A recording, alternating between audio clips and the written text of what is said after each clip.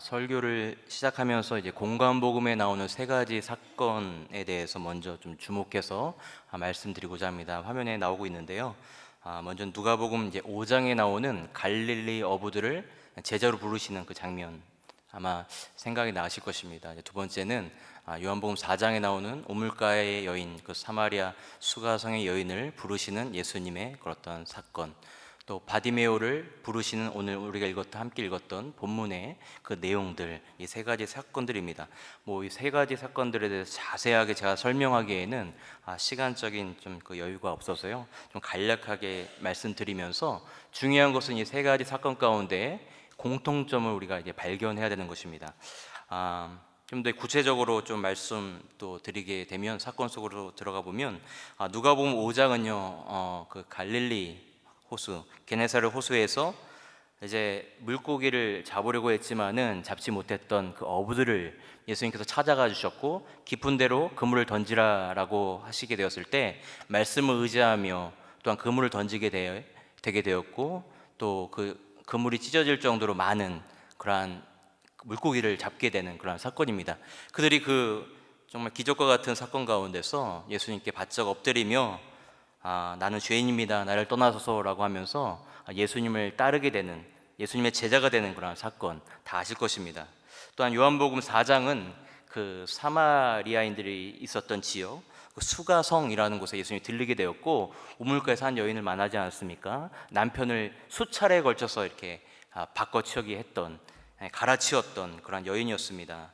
그 영혼의 갈증을 채울 수 없었던 여인에게 진정한 그 가라지 않는, 목마르지 않은 그 영원한 생명수가 바로 예수님 당신이라는 것을 깨달아 알게 하셨고, 그 여인이 이제 예수님 그리스도를 깨달아 알을 통하여서 그가 진정한 부르심 가운데 나아가게 되는 그런 장면이었습니다. 오늘 본문에 등장하는 바디메오, 잘 아시다시피 이제 맹인입니다. 눈이 보이지 않았던 그런 장애를 가졌던 사람이었고요, 동시에 거지였습니다. 거린이었습니다. 예수님께서 길을 가시다는 그러한 소문을 들은 이후에 다윗의 자손 예수여 나를 불쌍히 여겨달라라고 이제 큰 목소리로 외치게 되지 않았습니까? 주님께서 그를 외면하지 않으셨고 정말 그에게 구원을 베푸셨던 그러한 사건이 오늘 본문에 등장합니다. 이 세 가지 사건 가운데, 이 세 가지 기사 가운데 중요한 한 가지 패턴이 있어요. 예수님께서 부르시고 또한 그 세 부류의 사람들은 결과적으로 예수님을 따르게 됩니다. 하나의 공식과 같이 이렇게 나가게 되는데, 그 중간에 중요한 하나의 거치는 과정이 있었습니다. 이것을 말씀드리고자 하는 것입니다. 예수님의 부르심과 그들의 어떠한 따름 가운데 그 중간에 반드시 빼놓을 수 없었던 하나의 그 과정이 있었는데, 그것이 바로 무엇입니까? 버림이라는 사실입니다. 시몬과 이제 그의 동료들, 어부들이 예수님을 만나고 따르기 이전에 했던 것이 무엇입니까? 성경에 이렇게 기록합니다. 그물을 버려두고 따르더라. 그들이 그 그물을 던져 버리고 따랐습니다. 그 수가성 여인은요, 그리스도이신 예수님을 그가 깨닫게 된 이후에 물동이를 던져버리고 예수님을 따르게 됩니다. 오늘 본문 50절에 나오는 바디메오는 뭐라고 나오고 있습니까? 그 맹인이, 그러니까 바디메오가 겉옷을 내버리고 뛰어 일어나 예수께 나왔다라고 나오고 있습니다. 다시 말씀드리면 걸치고 있었던 겉옷을 내버리고 던져버리고 예수님의 제자로 따르게 되는 장면이 있습니다. 이것이 중요한 하나의 공통점입니다. 이러한 이제 공식이 이 세 가지 사건 가운데 정말 우연히 일어난 하나의 우연의 일치라고 생각하십니까? 비단 위에 세 가지 사건뿐만 아니라 예수님의 부르심, 또한 하나님의 어떤 부르심 가운데 성경의 여러 가지 사건 가운데 동시에 등장하는 중요한 한 가지가 바로 이 버림이라는 거예요. 예수님의 제자가 되기 위해서는, 주님을 따르기 위해서는 반드시 버려야 한다는 것을 반복적으로 말씀해 주고 있습니다. 오늘 우리가 누가복음 10장의 말씀을 우리가 바라보고 있는데, 이 10장 전체를 관통하는 하나의 큰 주제가 있습니다. 그것이 뭐냐면 예수님을 따르는 것, 예수님의 제자로 사는 것이라는 하나의 주제를 갖고 있거든요. 비단 이 바디메오 이야기뿐만 아니라 이 바디메오 이야기는 10장 전체에 포함된 하나의 일부일 뿐입니다. 앞서 17절에는 또 우리가 잘 알고 있는 그 부자 청년을 이야기가 등장하고 있어요. 부자 청년 이야기가 등장하고 있는데, 그는 재물이 많은 부자였어요. 그리고 청년이었습니다. 청년들에게 이 부분을 항상 설교하고 이야기할 때는 정말 요즘에 말하는 엄치나 교회 오빠, 우리가 다 되고 싶은 어떠한 이상적인 모습 아니겠습니까? 결혼 안 한 총각인데요, 부자였다는 거예요. 여러분, 큰 감흥이 없는 것 같은데요, 사실 청년들한테 이런 얘기하면 되게 막 마음이 뛰어 하더라고요. 그래서 나 이런 좀 남편감을 좀 만나고 싶습니다라고 조심스럽게 속마음으로 고백하는 것을 제가 보게 됩니다. 근데 이 부자 청년 이야기가 등장하는데, 그는 그 본문에 나오는 것처럼 신앙도 깊었던 사람입니다. 계명을 따라 지켰던 사람이고요, 겸손했던 사람이었습니다. 그러면서 영생에 대한 깊은 관심, 영적으로도 깊이가 있었던 사람이었습니다. 그래서 그를 향해서 예수님께서 하셨던 말씀은, 네가 가지고 있었던 재물들을 가난한 사람들에게 팔아서 다 나눠주고 나를 따르라, 나를 좇으라 라는 그러한 말씀을 주셨어요. 결과는 어떠했습니까? 그 청년 재물을 포기하지 못했죠. 슬픈 기색을 띠고 근심에 차서 간 다음에 돌아오지 않았습니다. 버림이 없이는 따름도 없다라는 하나의 법칙, 공식을 보여주는 장면이에요. 이것과 너무나 대조적인 것이 바로 오늘의 사건입니다. 그는 거린이었습니다. 눈이 보이지 않는 맹인이었습니다. 부자 청년과는 정반대의 사람이었습니다. 이 대조적인 두 사람을 하나의 마가복음 10장에서는 두 모습을 보여주고 있는 것입니다. 하지만 이 바디메오는 부자 청년에게 없었던 그 한 가지가 있었습니다. 그것이 무엇이냐 하면 바로 버림이었습니다. 그가 버리게 되었을 때 예수님을 따르게 된 것입니다. 오늘 성경의 기자는, 이 마가는 10장을 기록하면서 유독 이 두 부류의 사람을 비교하면서 우리 독자들에게 무엇을 말해주고 싶었던 것일까 라는 생각을 갖게 되었습니다. 너희가 진정 예수님을 따르기를 원하는가? 예수님의 제자가 되기를 원하는가? 라고 질문을 던지면서, 그러면 너는 앞에 있었던 이 부자 청년과 같은 모습이 될래? 아니면 거지이지만 바디메오와 같은 그와 같은 모습이 될 것이냐라고 우리에게 두 가지 초이스, 선택을 던져주는 것 같습니다. 그래서 성도 여러분, 예수님을 따르기를 원하십니까? 진정 그분의 제자가 되기를 원하십니까? 그러면 버리셔야 됩니다. 왜 아멘 안 하시죠? 부자 청년에게 있어서 물질, 그가 가진 재물을 다 버리라고 하셨습니다. 나에게 있어서 가장 소중한 그 무언가를 버리라고 했을 때, 알겠습니다, 그러겠습니다. 사실 버리는 것이 상당히 어렵지 않습니까? 내게 쓸모없는 건, 집에 이렇게 쌓아뒀던 것들, 가정주부도 계시지만 이사할 때 이걸 정리해서 버리는 것도 참 쓸모없는 것인데도 참 정리하기가 어렵지 않습니까? 지갑에 이제 지폐를 넣으면서 실수로 이렇게 1불짜리나 10불짜리 지폐를 딱 이렇게 떨어뜨릴 때가 있습니다. 여러분 어떠십니까? 당장 허리를 숙여서 줍죠. 이까짓 건 내가 없어서 산다, 나 버리고 만다 라고 하면서 줍지 않는 분이 저를 포함해서 이 가운데 누가 있겠습니까?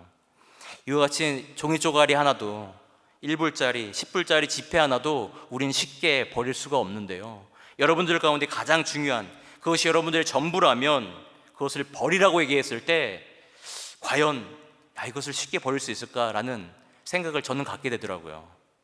그래서 이런 측면에서 보면 부자 청년이 고민했던 것이 조금은 이해가 됩니다. 물론 저는 부자는 아니에요. 그렇게 물질과 재물이 많은 사람도 아닙니다. 제가 가진 것이 적은 것이지만 그 적은 것조차도 버리는 것이 정말 어렵다는 것을 저는 잘 알고 있습니다. 여러분 어떠하십니까? 만약에 아브라함에게 하셨던 것처럼 아들을 바치라라고 명령하시게 되었을 때, 알겠습니다, 아무 망설임 없이 제가 바치겠습니다, 제가 버리겠습니다, 순종하실 자신이 있으십니까? 제가 저와 여러분의 그 어떤 믿음의 수준을 너무 얕잡아 보고 있는 건 아닌가 생각이 듭니다. 절대 그렇지 않습니다. 그만큼 버린다는 것은, 무언가를 내려놓고 포기한다는 것은 참 어려운 결정입니다. 예수님께서 이 사실을 잘 알고 계셨어요. 우리가 쉽게 버리지 못한다는 것을 누구보다 잘 알고 있었습니다. 부자 청년에게 너의 재물을 팔아서 가난한 사람들에게 다 나눠주고 나를 쫓으라고 얘기하셨을 때, 사실은 그가 예수님을 쫓을 거라고 생각 안 하셨을 것 같습니다. 재물이 있는 자는 하나님의 나라에 들어가기가 심히 어렵도다 라고 말씀하시면서, 낙타가 뭡니까? 바늘귀로 들어가는 것이 더 쉬울 것이다 라고 하신 거예요. 낙타가 바늘귀로 들어갈 수 있습니까? 불가능합니다. 이거보다 어렵다고 했으니까 결코 할 수 없다는 거예요. 버릴 수 없다는 겁니다. 쫓을 수 없다는 것입니다. 영생을 얻을 수 없다는 것입니다. 그래서 제자들이 깜짝 놀라서 묻는 거예요. 그렇다면 과연 누가 하나님의 나라에 들어갈 수 있겠습니까? 저 훌륭해 보이는 저 청년도 할 수 없다면 과연 저희들과 같이 이런 사람들을 어떻게 하나님의 나라에 들어갈 수 있죠? 영생을 얻을 수 있죠? 라고 놀라면서 묻는 것입니다. 거기에 대한 예수님의 대답이 무엇이었습니까? 사람으로는 할 수 없으되 하나님으로서는 다 하실 수 있느니라 라는 구절이었어요. 다시 말씀드리면 사람은 할 수 없다는 것입니다. 하나님만이 하실 수 있다는 것입니다. 영생을 얻는 것도 나의 모든 것을 버리고 예수님을 따르는 것까지도 내가 나의 의지와 능력과 생각으로 되는 것이 아니라 하나님께서 하셔야만 할 수 있다는 것입니다. 그래서 하나님의 도움을 구해야 된다, 하나님을 의지해야 된다는 것을 말씀해주고 있습니다. 주님, 나의 작은 힘으로는 이 작은 거 하나 버릴 수 없습니다. 내가 주님을 쫓을 수가 없습니다. 그래서 주님께서 도와주셔야 됩니다. 하나님께서 함께 주셔야 됩니다. 나의 힘이 연약하기 때문에 주님의 도움이 필요합니다. 나를 붙들어 달라고, 그렇게 인도해 달라고 주님께 도움을 구하시기를 간절히 소원합니다. 다시 한번 그렇다면 여러분들께 제가 한번 물어보도록 할게요. 주님을 위해 버릴 준비가 다 되셨습니까? 여전히 아멘이 없죠. 제가 잠깐의 이러한 설교로 여러분들이 아멘 버릴 수 있습니다 한다면 제가 베드로도 아니고요. 그럼에도 불구하고 내가 가진 것들을 버린다는 것은 참 여전히 어렵습니다.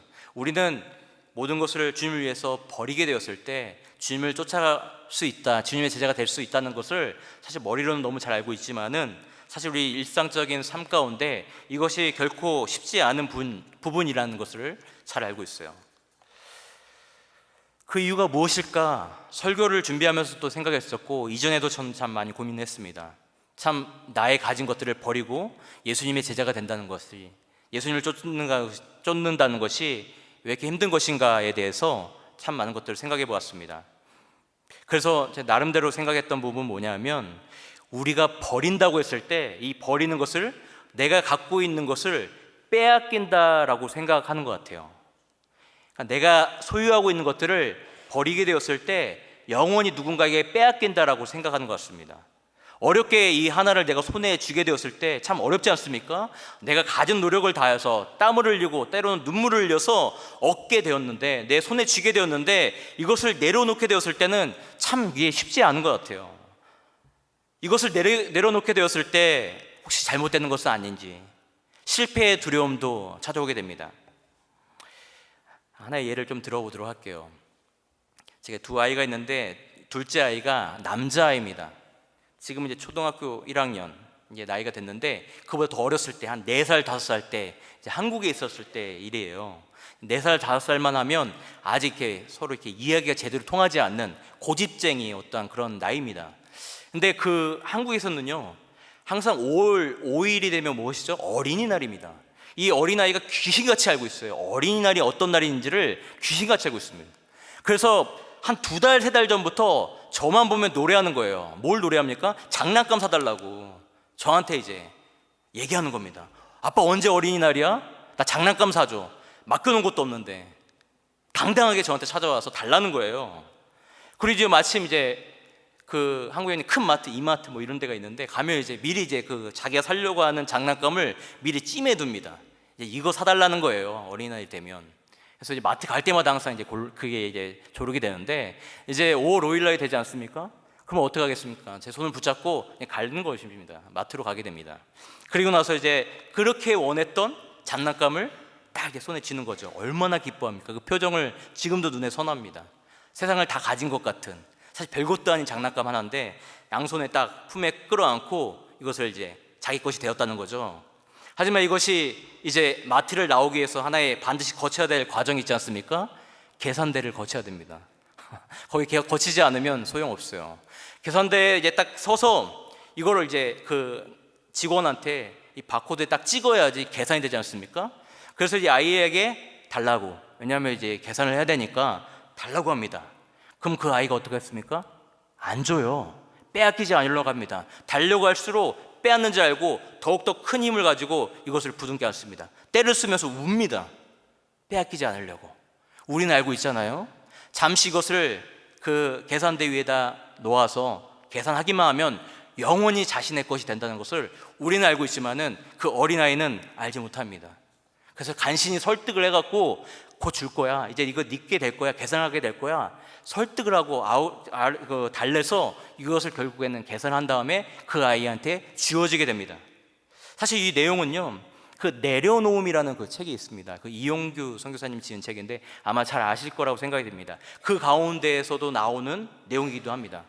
그러니까 그 선교사님의 경험뿐만 아니라 저의 경험이기도 하고 자녀를 키운 많은 분들의 경험이라고 저는 생각합니다. 잠시 내려놓으면 영원히 나의 것이 된다는 것을 그 어린아이는 잘 알지 못하더라고요.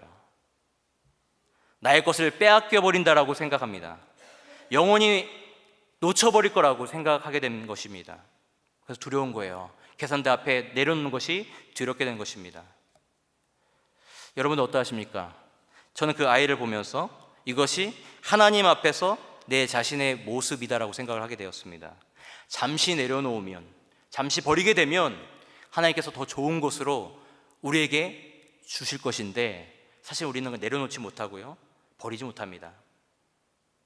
내려놓지도 못하면서 빼앗기면 어쩔까? 다시 찾을 수 없으면 어떻게 되는 거지? 이것이 실패하면 어떻게 되지? 라고 장난감을 품에 부여안고 내려놓지 못했던 그 아이의 모습이 오늘날 우리의 모습은 아닙니까? 어른들에게 그 장난감 아무 소용 없잖아요. 그것을 빼앗아 간들 무슨 필요가 있겠습니까? 나중에는 쓰레기 덩어리죠. 하지만 어린아이는 그렇지 않더라고요. 그것이 마치 자신의 전부인 것처럼 빼앗길 수 없는 것입니다.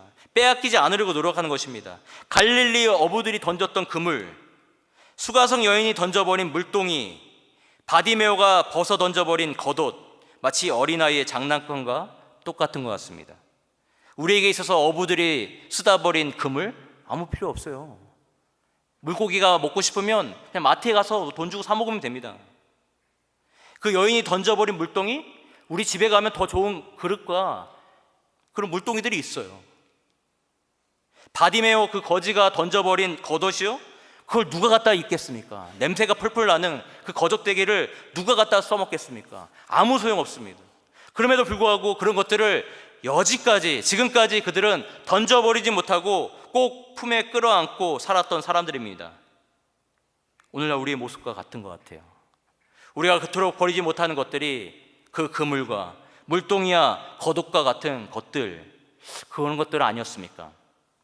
사실 어부들의 그 그물, 그 여인의 물동이, 바디메오의 겉옷, 정말 쓸모없는, 아무 가치 없는 것처럼 보일 수 있지만은 사실 그렇지만은 않습니다. 왜냐하면 시몬을 비롯한 그 어부들에게 있어서 그들은 어려서부터 갈릴리에서 태어나서 거기서 물장구를 치고, 또한 아빠, 부모님이 했던 것처럼 그물을 던져서 그들은 사생활을 했습니다.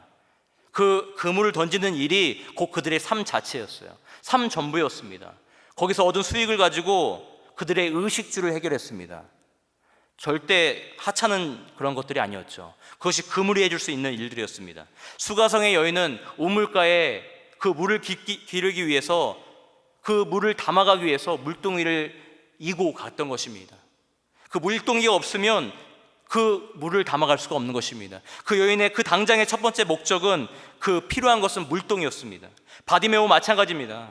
자신의 부끄럽고 누추했던 모습이 있지 않습니까? 그것을 가릴 수 있었던, 자신의 수치스러운 모습을 가려줄 수 있었던 것이 바로 그 겉옷, 거적대기였어요. 누구도 그 거린에게 관심을 가져주지 않았습니다. 따뜻하게 그를 품어주지 않았습니다. 하지만 이 겉옷은 그 거린을 품어줬어요. 그에게 따뜻함을 주었고요, 그의 수치스러운 모습을 감춰줬습니다. 그것이 겉옷의 역할이었습니다. 그래서 그들은 그것을 벗어 던져버릴 수가 없었어요. 던져버릴 수가 없었던 것입니다. 제가 그 노숙자, 홈리스 사역을 하는 분의 어떤 그 간증 이야기를 들었던 경험이 있습니다. 서울역에 가면 그 근처에, 지금은 아닌 것 같은데요, 불과 몇 년 전만 하더라도 이제 노숙자들이 많이 있지 않습니까? 그 노숙자 사역을 했던 분인데, 어떤 이야기를 듣게 됐냐면, 이제 밤이 되면 이제 그 가운데 이제 노숙을 하지 않습니까? 그 역 안에 들어가서 이제 이런 복도나 이런 데서 이제 잠을 자게 됩니다.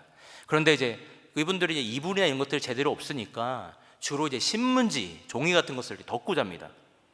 아마 여러분 경험이 없으시겠지만은 그게 상당히 큰 보온의 효과를 준다고 하더라고요.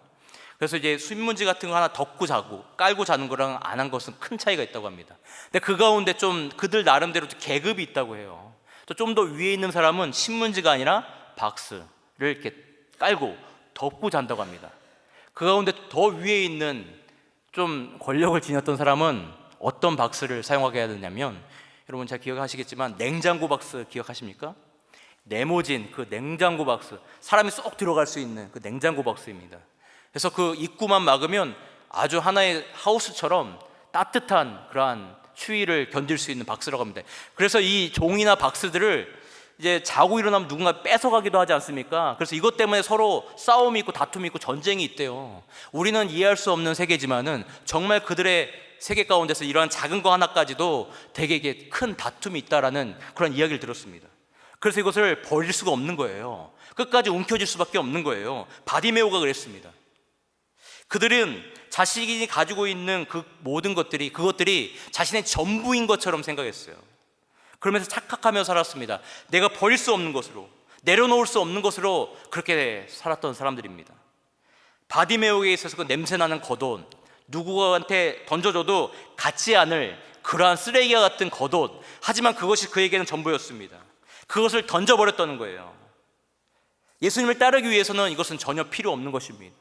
그것이 무엇이 필요 있겠습니까? 이제 그들은 사람을 낚는 어부가 되었습니다. 그물이 필요 없어요. 영원히 마르지 않는 생수를 그들이 발견하게 되었는데, 그 주님을 만나게 되었는데 물동이가 무엇이 필요가 있겠습니까? 이제 주님을 만나서 그의 눈이 뜨여져서 더 이상 거린으로 살지 않고 일을 할 수 있는, 그래서 그 노동의 대가를 통하여서 살아갈 수 있는 그러한 상황이 되었는데, 그 거지들이 둘러싸고 있는 겉옷이 무엇이 필요가 있겠습니까? 그래서 그들은 과감하게 그 모든 것들을 던져버릴 수 있습니다. 예수님을 따라서 이제 새로운 삶이 시작되었기 때문입니다. 이제 우리는 과감하게 던져버려야 되는 것이 필요합니다. 또한 내려놓아야 되는 것입니다. 잠시 내려놓으면 그것이 영원한 나의 것이 된다. 하나님께서 더 좋은 곳으로 채워주신다. 그 부모가 더 좋은 곳으로 그 아이에게 준다라고 그 어린아이가 깨닫게 되었을 때, 그 다음부터는 그 계산대 앞에서 머뭇거리지 않더라고요. 자신 있게 주더라고요. 왜냐하면 내 것이 된다는 것을 경험했기 때문입니다. 여러분, 버리는 것은 빼앗기는 것이 아닙니다. 그것은 영원한 포기, 또한 실패하는 것이 아닙니다. 우리가 주저하는 것은 하나님께 내어놓지 못하고 내려놓지 못했기 때문입니다. 분명 하나님께서 더 좋은 곳으로 저와 여러분의 삶을 채워주실 줄 믿습니다. 그렇다면 모든 것을 그렇게 던져버린다고 해서 꼭 주님의 제자가 되는 것이겠습니까? 결론적으로 말씀을 드리면, 예수님 닮아가는 과정 가운데 이 버리는 것은 하나의 과정이자 그 일부입니다. 좀 말이 어려울 수도 있지만, 우리가 버린다는 것이 예수님의 제자가 되는 그 끝마침이 아니라 하나의 시작이라는 것을 말씀해 주고 있어요. 본문 10장에 등장하는 제자들이 그것을 잘 보여주고 있습니다. 재물에 대한 욕심으로 예수님을 따르지 못한 그 부자 청년에 대해서 이야기하면서 베드로가 당당하게 예수님께 말씀드리는 장면이 있습니다. 본문 28절을 보면 베드로가 여짜와 이르되 보소서 우리가 모든 것을 버리고 주를 따랐나이다 라고 당당하게 예수님께 말씀한 장면이 있습니다. 그러니까 그의 말대로, 그의 이야기대로 그는 정말 모든 것을 버렸습니다. 그물을 던져버리고 가족들을 뒤로 하고 예수님을 따랐어요. 그렇다면 당시에 모든 것을 버렸던 베드로를 비롯한 제자들이 진정 예수님의 제자였습니까? 결코 그렇지 않았어요. 오늘 마가는 이 부분에 대해서 너무나 적나라하게 정확하게 기록하고 있어요. 본문을 읽으며 내려가다 보면 36절 이하에 보면 세베대의 아들들, 10장 36절 이하에 보면 세베대의 아들들, 즉 야고보와 요한의 이야기가 나오고 있습니다. 그들이 예수님께 구하면서 주의 좌편에 또한 한 사람은 우편에 자리를 마련해 달라는 그와 같은 청탁하는 장면이 있습니다. 부정청탁이에요.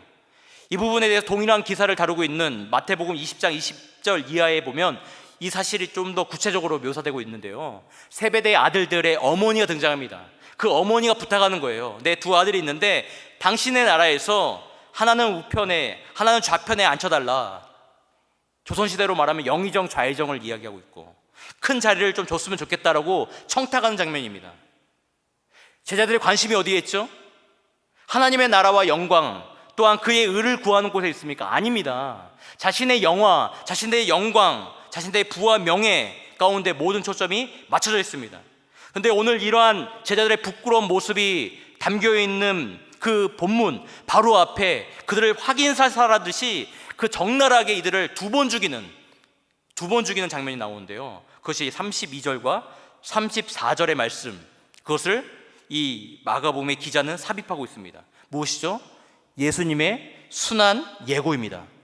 십자가에 당해서 달려서 죽으실 것과 대제사장들과 서기관들 가운데 모진 고난을 당하시면서 침을 뱉김을 당하며 또한 채찍으로 맞아서 참 순환을 당할 것을 예고하고 있습니다. 세 번째 예고였어요. 중요한 것은 우연찮게 지나가는 말로 첫 번 이렇게 얘기했던 것이 아니라 앞서 두 번에 걸쳐서 예고를 했고 세 번에 걸쳐서 오늘 그 순환을 예고하고 있습니다. 그리고 나서 세베대의 아들들이 등장하는 거예요. 우리를 오른쪽과 왼쪽에 앉혀달라라고 부탁하는 것입니다. 이들은요, 자신들의 가족을 버리고 모든 것을 버리고 주님을 쫓았던 제자들이었습니다. 지금 이 제자들의 모습은 제자들의 모습이 아니죠. 성경 모든 것을 버리고 예수님을 따랐던 제자들, 그 사람들의 한심한 모습을 참 적나라하게 들춰내고 있습니다. 굳이 오늘 10장을 꼽지 않아더라도 마가복음 전체를 바라보게 되었을 때 한심한 제자들의 모습이 얼마나 자주 등장하는지 모릅니다. 마치 마가복음을 기록하고 있는 마가가 이 사도들, 제자들에 대해서 안티인 것 같아요.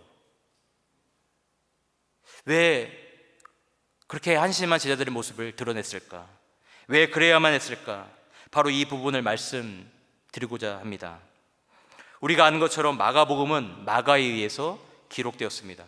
마가는 사도 바울이 그 바나바와 함께 첫 번째 선교 여행을 떠나게 되었을 때 함께 동행했던 그런 사람이었습니다. 당시에는 그 마가는 청년이에요. 젊은 사람이었습니다.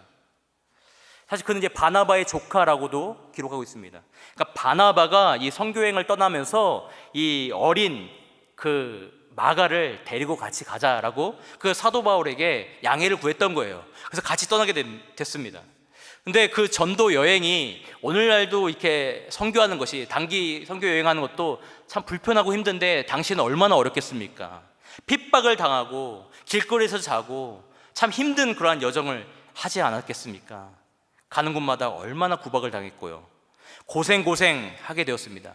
구브로라는 섬을 가게 되었는데 섬이기 때문에 이 마가가 따라다닐 수밖에 없었어요. 근데 성경에 보니까 그 구브로의 섬을 나오자마자 육지로 도착하자마자 그가 주랭랑을 쳤습니다. 도망쳤어요. 예루살렘을 떠납니다. 선교 중간 가운데 도망친 거예요. 이 젊은 사람이.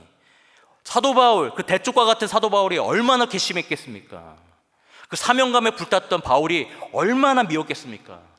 그런데 이 바나바가 이제 2차 전도 여행 때 바울에게 이야기합니다. 이 마가를 데리고 가자고. 바울이 그래 데려가자라고 호락호락하면서 그의 부탁을 들어줬겠습니까? 절대 그렇지 않습니다.